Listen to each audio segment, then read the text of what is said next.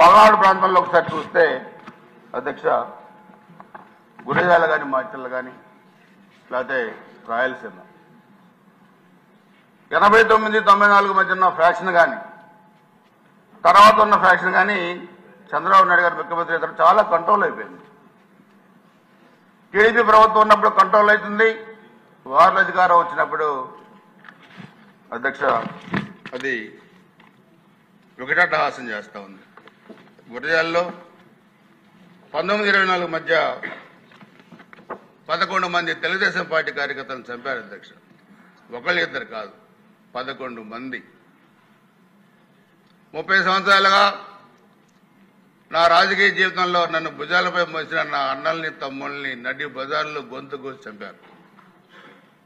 దీని మీద కొన్ని కేసులు కూడా లేవు. దీన్ని ఏమనాలో, ఈ వికృత క్రియని ఏమనాలో ఒకసారి మనం ఆలోచించుకోవాల్సిన అవసరం ఉంది అధ్యక్ష. వీళ్ళు చేసిన అక్రమ మైనింగ్ లో 8 మంది పిల్లలు, ఒకళ్ళు ఇద్దరు కాదు, 8 మంది ముక్కుబత్తలారిని చిన్న పిల్లలు చనిపోయారు అధ్యక్ష. వీళ్ళు చేసిన అక్రమ మైనింగ్ గొంతుల్లో పెట్టి దీని మీద కేసులు లేవు. ఆ రోజు మేము అపోజిషన్లో చెప్పాం, ఆ రోజు కలెక్టర్ గారికి ఎస్పీ గారికి చెప్పాం, కనీసం రివ్యూ చేయండి మీరు, ఎందుకు ఇంతమంది పిల్లలు చనిపోయారంటే రివ్యూ చేసే ఇది కూడా ఆ రోజు ప్రభుత్వానికి లేదు అధ్యక్ష. 80 సంవత్సరాల వృద్ధుల మీద 307 కేసు పెట్టారు.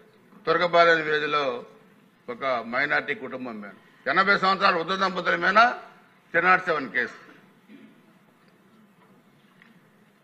ఒడ్డర కార్మికుల్ని చేసిన కూలికి డబ్బులు అడిగితే మణికంఠ అనే కుర్రాడిని కత్తులతో పొడిచి పేగులు బయటకు లాగి చంపారు అధ్యక్ష. ఇళ్లు తగలబెట్టారు. జానపాడు గ్రామంలో 8 సంవత్సరాల పిల్లలు, చదువుకునే పిల్లలు ఫ్లెక్సీలు చింపారని చెప్పి తీసుకొచ్చి పోలీస్ స్టేషన్లో కూర్చోబెట్టి వాళ్ళ మీద 307 కేసు పెట్టారు అధ్యక్ష. 19-24 మధ్య ఏంటి ఇది? చేతులు కాళ్ళు నరికారు, పంట పొలాలు నరికేశారు, ఇళ్లు తగలబెట్టారు.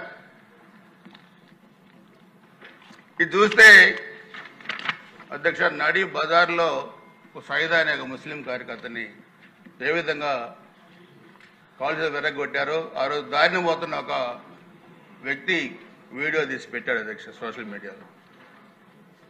పెన్నెల్లి గ్రామంలో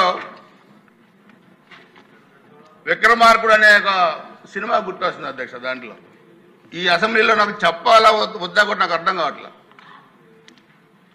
కానీ చెప్పాల్సిన అవసరం ఉంది. ఏం జరిగిందో 5 సంవత్సరాలు